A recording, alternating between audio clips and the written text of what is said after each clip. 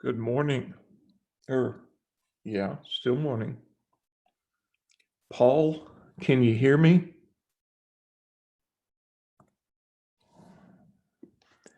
Okay. I owe you an apology. I've reversed my field. You asked me if there would be any two-stage growth problems on the exam, and I gave my knee-jerk reaction. If we covered it, it's fair game. There are not any two-stage growth problems, not two-stage dividend growth, not two-stage free cash flow growth problems on the final. You like that? Okay. Yeah, I was just because I remember going over it, but we might have. I just forgot, so that's why I was asking. Okay, We did. My fault. We went My fault. over it, but this exam involves harder material than your first two exams, a little bit harder. And it's twice as long, which makes it a lot harder. So it'll be difficult enough. I decided not to throw the multi-stage problems in there.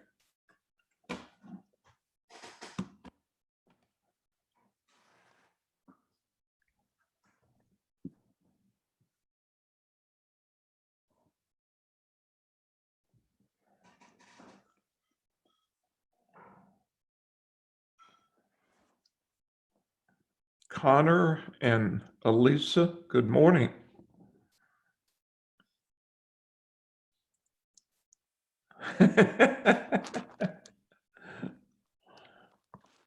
Absolutely.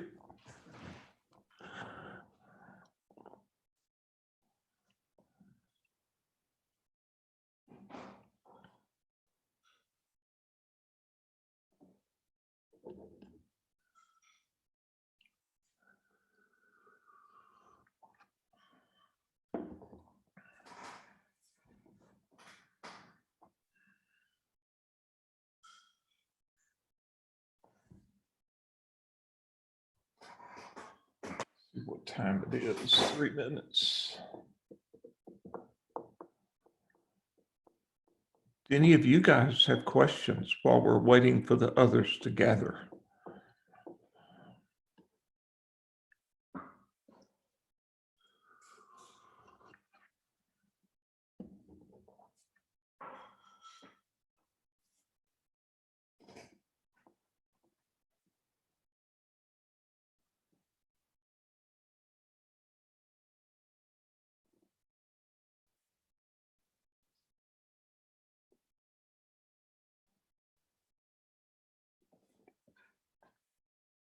While we're doing that,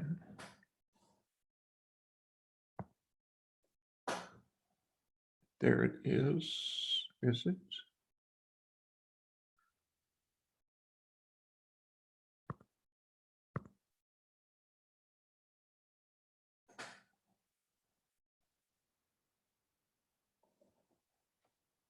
I'm just checking something. You can ignore what I'm doing.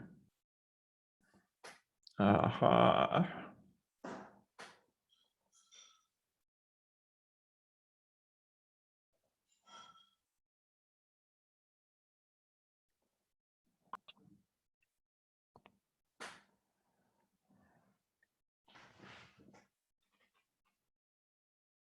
There it is.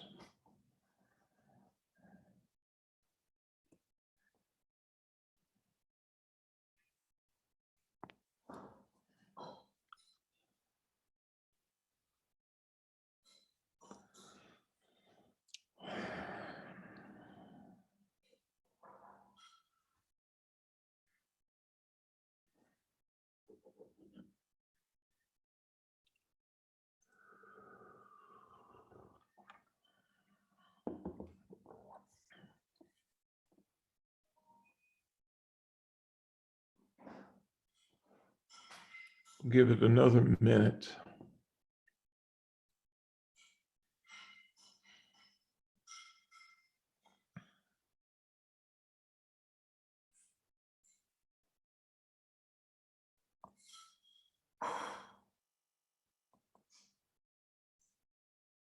Hmm.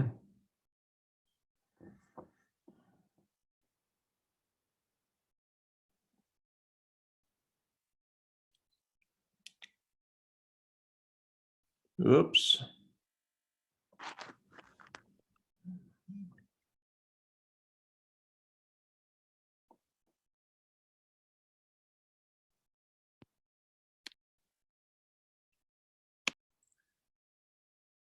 Well, I have noon, and the first thing I need to do is correct a couple of items on that memory aid. As usual, I had one typo, I had one omission, so let me pull that up.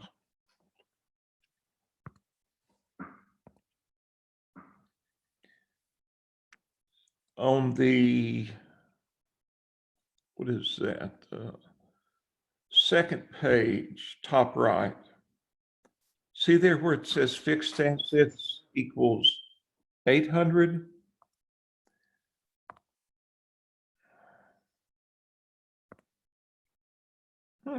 Just learned something. That should be 1,000.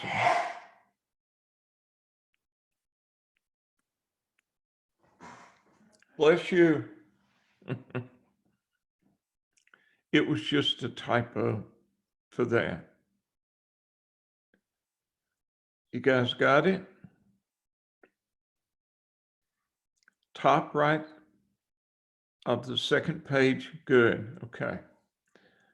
Now, on the last page,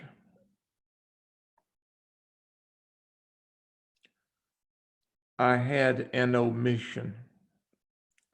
Let me get rid of this from earlier and I'll walk you through it.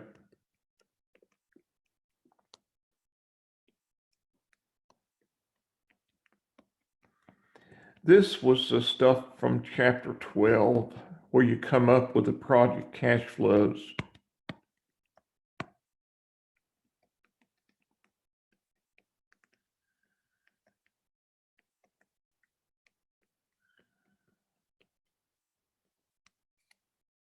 And all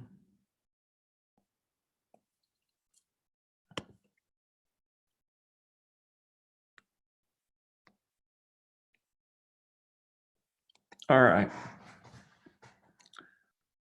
You were given, top right, a bunch of information about a project. And you were asked to find the initial cash outlay, the annual operating cash flows, and the terminal cash flow. And in the solution that followed down below, to come up with the initial cash outlay, we had to determine the increase in working capital, which was an outflow.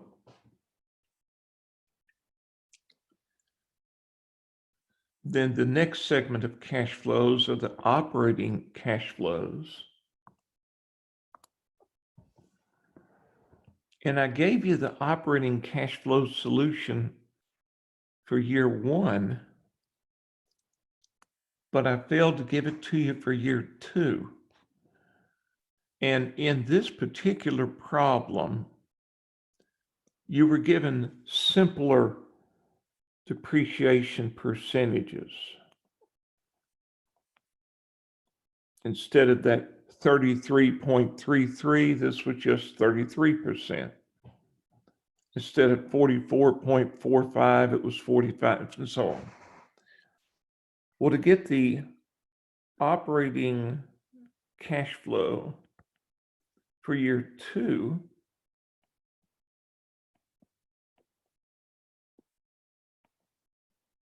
you went about it the same way.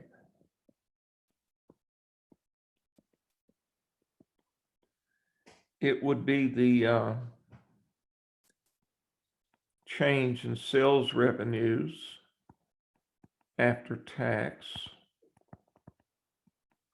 which again, it was 3,000 a year, so 3,000 times 1 minus the tax rate. the change in cash operating costs after taxes each year. And we had a cash operating cost of $2,400 after tax. And then the change in depreciation, or depreciation tax savings, I should say. And that would have been what? The cost of the equipment times the depreciation percentage times the tax rate. And the cost of the equipment was $2,000. And the tax rate was 40%. But in year 2, the depreciation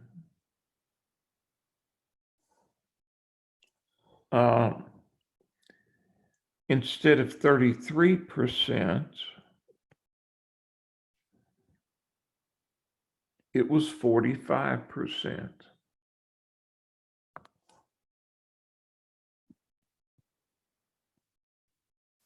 And that gave you an operating cash flow for year 2 of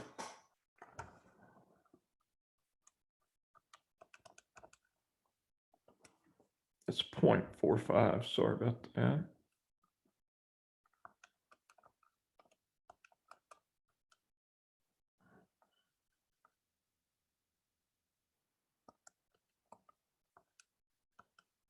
$720. So the operating cash flow for year 1 was $624. For year 2, it was $720.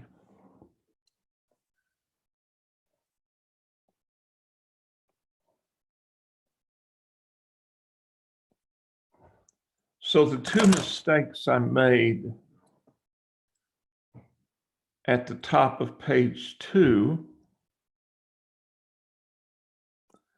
the fixed asset value should have been 1,000, not 800, a typo. And on the last page, when I gave you the solution, I gave you the operating cash flow for year 1 solution. I failed to include the operating cash flow for year 2 solution. Just wanted to get that clear and out of the way. And it was raised earlier before all of you joined. If you notice when you look at your,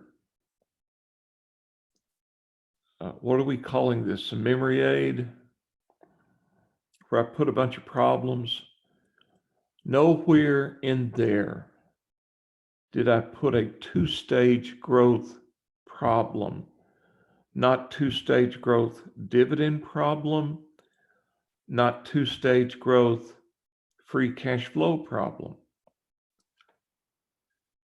There will not be any 2-stage growth problems.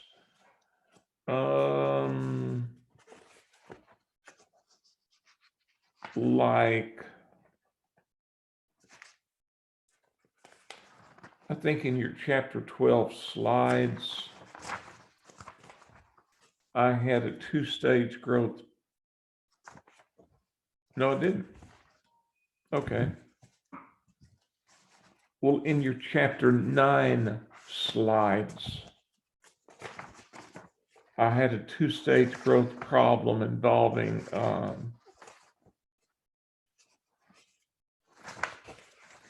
well, actually, the slides themselves, I started with 2-stage growth in chapter 9 with slide 23 and concluded with a Zumba problem on slide 31 that was 2-stage growth. You may ignore those slides, 23 through 31. in chapter 9.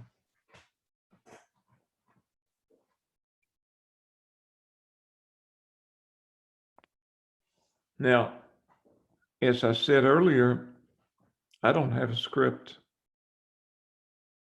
I was going to work any problems you wanted me to work, answer any questions, but I do not have an agenda for what we look at or cover.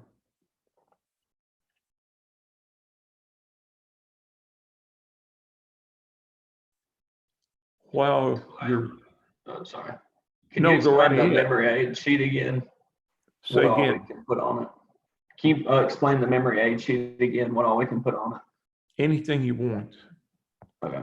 On the memory aid, you can write anything you want, you know, in the margins, whatever you want, anywhere on there. Notes, I don't care what. It's a compromise. Is the exam going to be mainly fill in the blanks?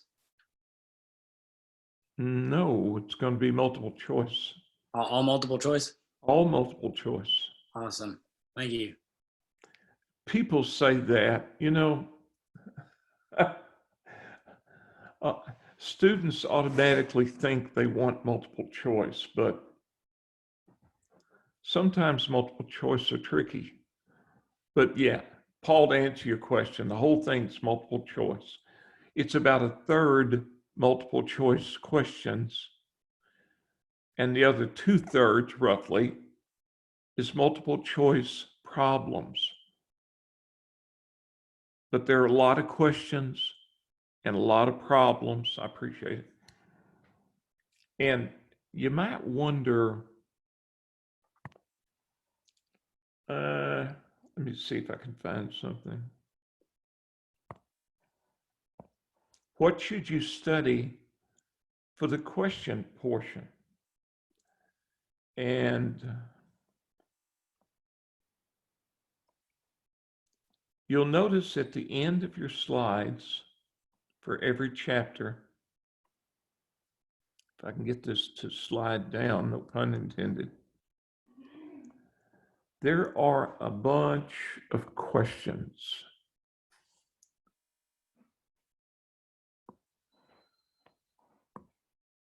I can't mark on this, but if you look at this, the last 5 slides are questions.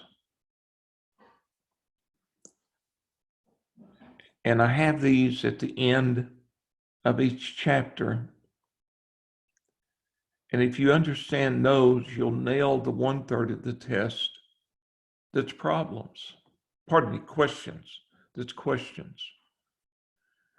For the other 2/3, you should study the problems in the slides and on your memory aid.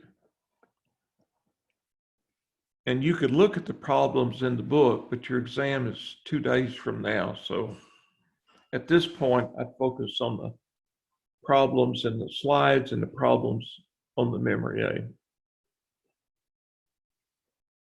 Which brings me to something else. When you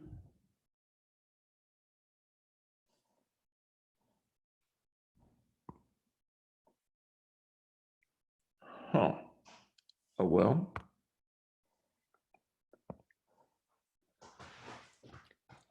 when you Friday, when is your exam? It's at noon. Friday at noon, right?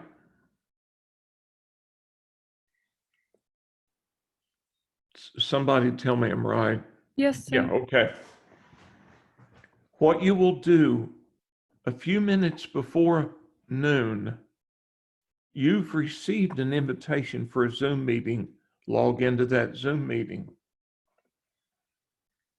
Instead of using ProctorU to proctor the exam, I'm going to watch you through the Zoom meeting. So you get into the Zoom meeting, and in the upper right-hand corner, Now, I don't mean to insult your intelligence, but you know, you can minimize, make smaller, or close your Zoom meeting. And what you want to do is minimize. Do not close it. Minimize it. Then at noon, get into Moodle. You'll see final exam, click on it, and you'll start. I'm assuming all of you have taken exams. If you've all taken an online course before, so you've all been tested using Moodle.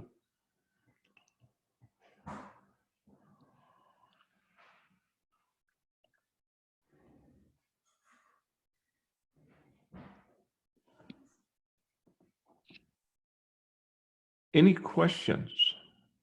Approximately how many questions are we looking at on the test? I'm wanting to say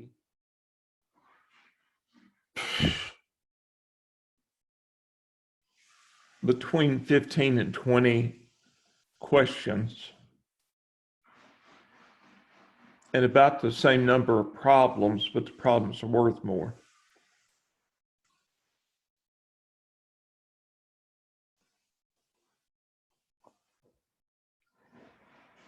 It is noticeably longer than your earlier exams because it actually counts as 200 points.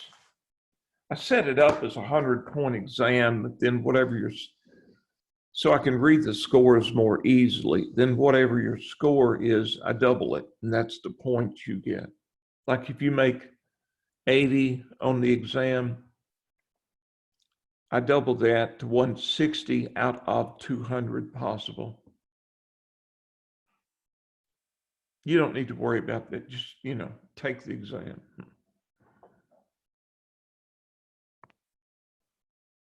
Any questions? Anything else? Is there any problem out of a particular chapter you want me to go through, or?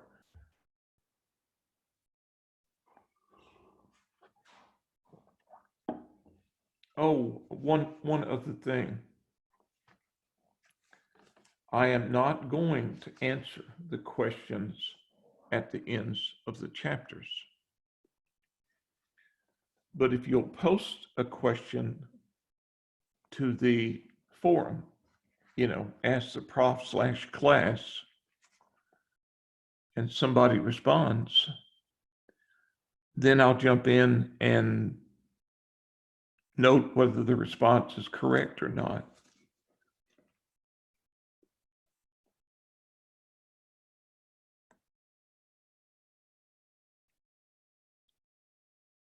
But the idea is for you to look at the question, then look back through your slides and decide what the answer is. Like,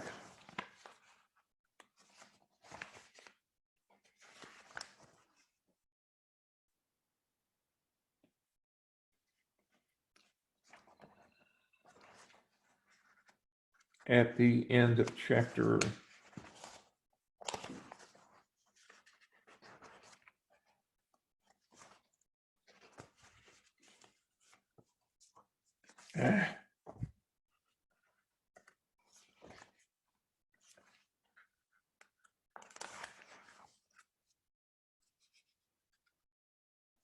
well,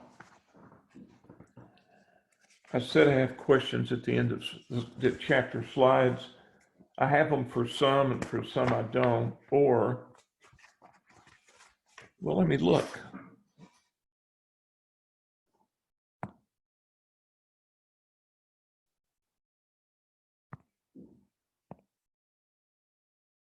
Here's chapter 12. Did I have questions at the end? I really didn't. I let the guidelines sort of serve as the questions, but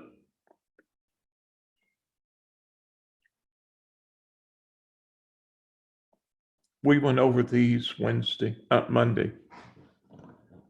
Let me look at a different chapter.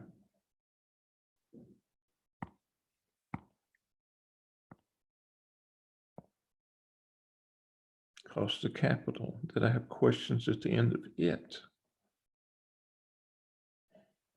And I did.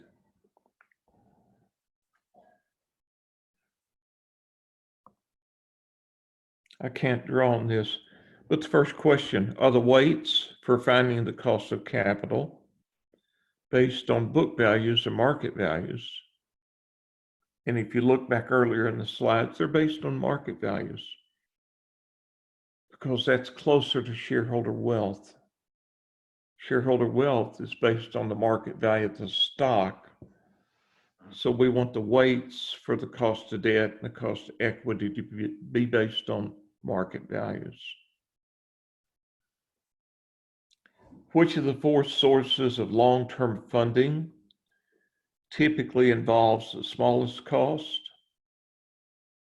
The cost of debt. Why? Because you get a tax savings with debt. You don't get that with any of the other sources. Yeah, maybe I'm making things worse. I'll quit. Do you have any other questions?